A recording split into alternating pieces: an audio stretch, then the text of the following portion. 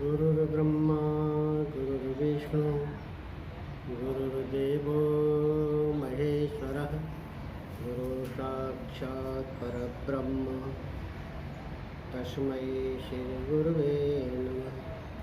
शङ्करं शङ्कराचार्यं केशवं बादरायणं सूत्रभाष्यकृतौ वन्दे भगवन्तौ पुनः पुनः।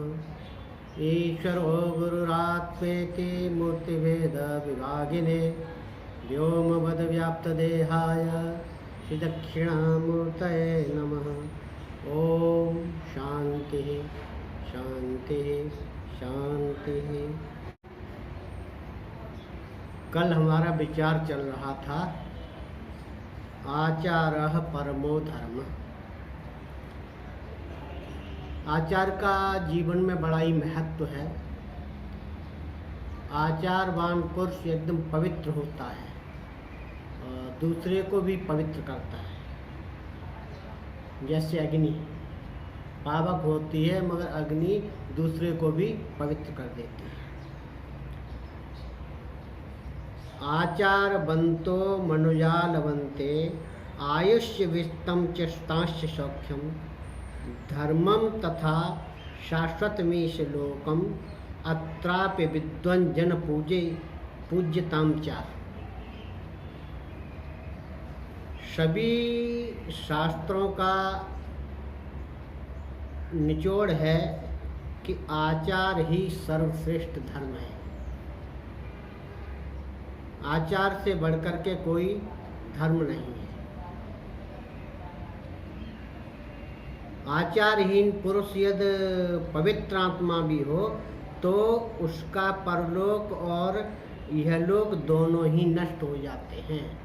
आचारहीन पुरुष पवित्र कैसे हो सकता, पवित्र आत्मा कैसे हो सकता? तो इसको कहते हैं कितना भी वो स्नान ध्यान करे, कितना भी पूजन पाठ करे, अगर आचार उसका पवित्र नहीं है तो इहलोक और परलोक दोनों ही नष्ट हो जाते हैं।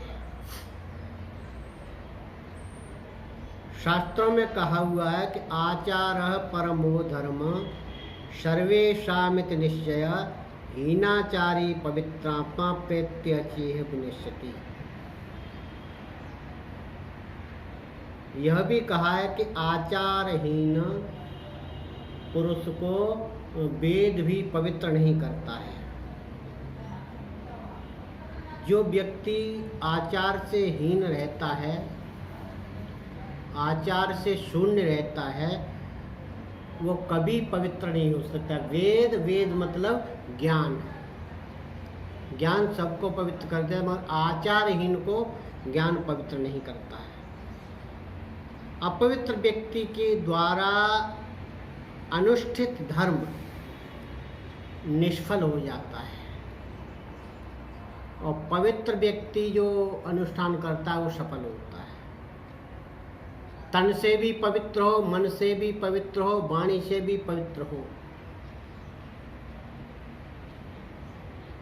इतिहास में ऐसी बड़ी ही रोचक कथाएं दी हुई हैं। उसके अनुसार ही वेद में एक कथा आती है कि एक शिष्य थे, उनका नाम था उतंक।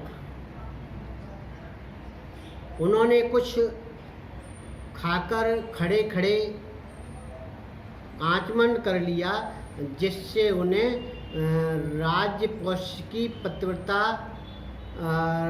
रानी का राजमहल में दर्शन तक नहीं हो पाया। उतंक की बड़ी अच्छी कथा आती है। उसमें उपनिषद में भी ऐसी कथा आई है कि जहाँ एक व्यक्ति भूखा था और भूखा व्यक्ति किसी के पास पहुंच जाता है जो हाथी का पीलवान था, हाथी को पालने वाले। उनसे कहता है कि मुझे आप ये अपने जो उड़द खा रहे हैं इसमें से उड़द दे दीजिए, मैं भूखा हूँ। तो वो कहता झूठा है। तो कोई बात नहीं, उड़द वो दे देता है। उड़द देने के बाद में वो पानी लेके आता है, उड़द खा के पानी पी लीजिए। तो वो बोलता पानी नहीं पीऊँगा मैं, क्यों? पानी आपका अशुद्ध है। उस व्यक्ति के खाए हुए उड़द जिस बर्तन में खा रहा उसी बर्तन में से उड़द ले लिए, वो खा लिए, उससे अपवित्र नहीं होगा, मगर उसका पानी पीने से वो अपवित्र हो जाएगा। पानी अपवित्र उच्छिष्ट है, ऐसी कथा है। तो वहाँ भी उतंक के बारे में भी आते हैं, उसने खड़े खड़े आचमन कर लिया था जल्दी में, तो वो उसकी अपवित्रता नहीं रही, उच्छिष्टता रही उसके मुख के अंदर, और ये उसको वहाँ रानी का दर्शन नहीं हो पाया, ऐसी वहाँ कुछ कथाएं आती हैं। उसका भी नियम है कि आसन पर बैठकर पूर्वाभिमुख होकर के हाथ पैर धो करके और आचमन करे, आचमन का जल अपने हृदय तक पहुँचे तो वो हमको पवित्र कर देता है। और एक बार नहीं, आचमन 3 बार करना चाहिए भोजन के बाद। और अपने नेत्र नासिका आदि का जल से सिक्त करना चाहिए, गीला करना चाहिए, और अंगुलियों के द्वारा जल लेके आँखों को नासिका को स्पर्श कर लेना चाहिए।